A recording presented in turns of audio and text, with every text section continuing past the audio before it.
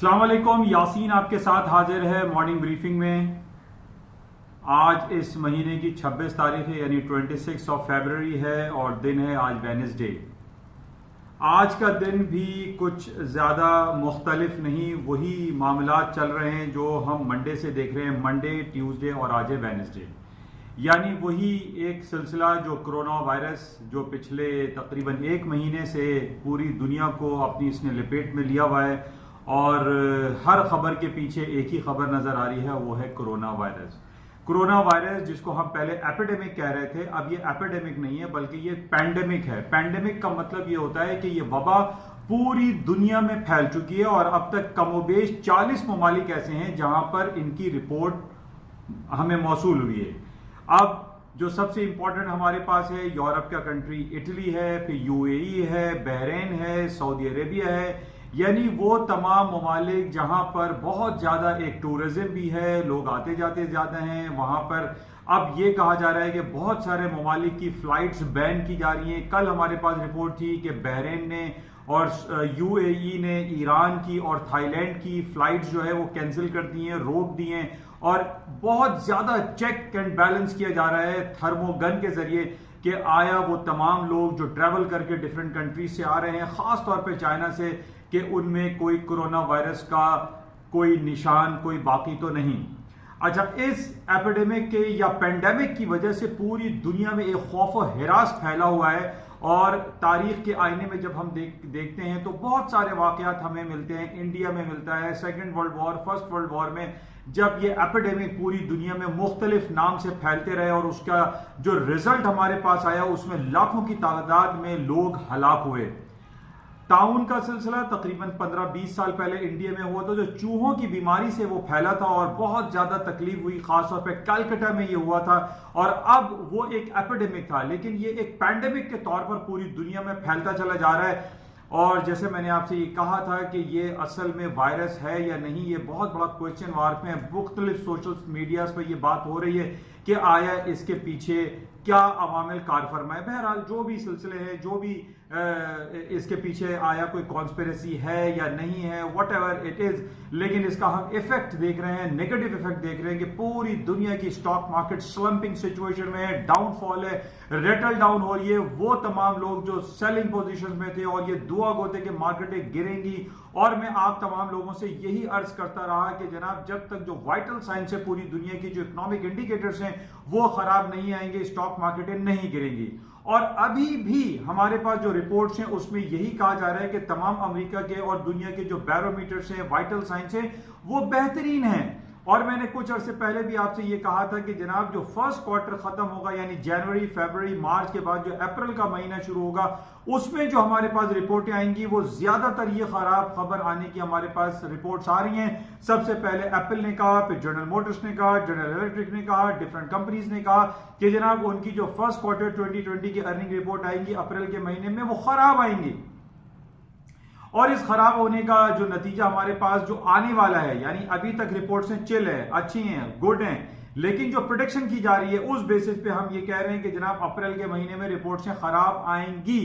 अच्छा, उसमें क्या होगा? अमेरिका का जीडीपी खराब हो सकता है, अमेरिका का industrial production, capacity utilisation, America की जॉब रिपोर्ट, बहुत सारे ममालिक में ये खबर आ रही है कि जनाब उनके खास तौर पे चाइना में बैंक्स बंद पड़े हैं, अभी भी बहुत सारे इलाकों में बंद है, फैक्ट्रियां बंद है, ऑफिस बंद है, दफातर में काम नहीं हो रहा है, हाजिरियां कम है, जिसकी वजह से ये देखा जा रहा है। और ये वी फील कि जनाब जो फर्स्ट क्वार्टर की जो अर्निंग रिपोर्ट है और जो डिफरेंट रिपोर्ट्स आती हैं क्वार्टरली बेसिस पे वो अप्रैल के महीने में खराब आएंगी। अब हम ये देख रहे हैं कि रिपोर्ट्स मुस्तकिल खराब आने की खबर जो हमारे पास इंडिया आ रहा है, जो इशारे आ रहे हैं, उन बेसिस पे स्टॉक मार्केटें रेटल डाउन हो चुकी हैं। और कल एस&पी, डाउ जोन्स, नैस्डैक के जो भी मैंने आपको लेवल्स दिए थे वो तमाम के तमाम टूट गए, ब्रेक हो गए और मार्केटें फॉल डाउन हो गई। और अभी भी यही सूरत हाल, कोई मुख्तलिफ नहीं, यानी मंडे, ट्यूसडे, आज वेडनेसडे से मार्केट हम देख रहे हैं कि वो फॉल डाउन का शिकार है। उसकी वजह यही है कि ये एक एपिडेमिक नहीं है बल्कि ये एक पैंडेमिक है। पूरी दुनिया में ये वबा फैल चुकी है। अब बहरहाल पाकिस्तान, इंडिया में अभी तक ये खबर नहीं आई है, लेकिन उसके भी चांसेस जो है वो दिखाई दे रहे हैं क्योंकि हमारे बॉर्डर्स जो है वो मिले हुए हैं, ईरान से मिले हुए हैं, चाइना से हमारा बॉर्डर खुजराब के तहत के जरिए मिला हुआ है और हमारी ट्रैवलिंग इंडिया और पाकिस्तान के साथ और अरब कंट्री के साथ, ईरान के साथ बहुत ज्यादा है। तो इन बेसिस पे कोई मतलब हमें बहुत ज्यादा खुश नहीं होना चाहिए कि जनाब अभी तक हम बचे हैं, लेकिन जिस तरीके से ये पेंडेमिक जो है पूरी दुनिया में फैल चुका है और फैलता चला जा रहा है, तो इसकी वजह से यहां पर भी कोई नेगेटिव असरात आ सकते हैं। और हम बस दुआ गो हैं कि अल्लाह ताला सबको महफूज रखे।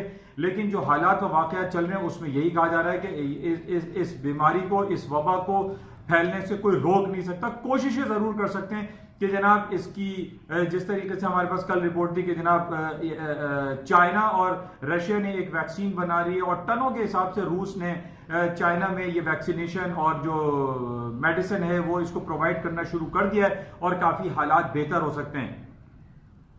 अच्छा, अब बहरहाल ये जो पॉइंट है कोरोना वायरस का, ये मैंने आपसे पहले भी कहा था कि इसके पीछे क्या अवामिल हैं। ये आप डिफरेंट चैनल्स को, डिफरेंट मीडियाज को सर्च करें और देखें कि ये बेसिकली हुआ कैसे।